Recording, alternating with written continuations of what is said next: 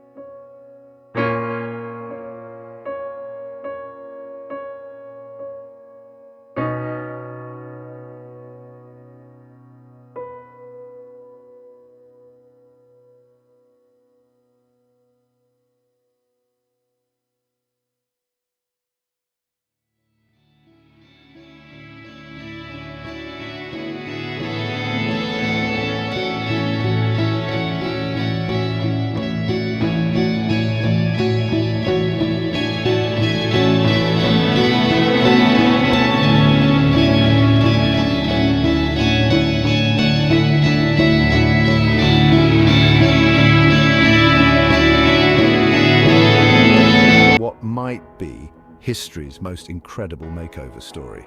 Forget your favorite influencer's Transformation Tuesday posts. This is about someone who had been blind since birth. No treatment had ever worked. No therapy had shown results. The crowd, doing what crowds do best, starts playing the blame game. Who messed up, him or his parents? But Jesus isn't interested in finding fault. Instead of joining the debate, he goes straight into solution mode. What he does next would probably get censored on social media.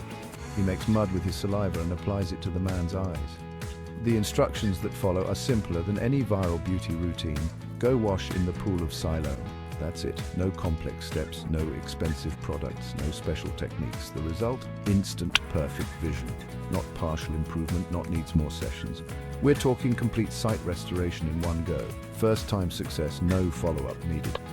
But here's where it gets interesting. The religious experts of the day can't handle this breakthrough. They're like those critics who hate on anything new just because it doesn't fit their worldview.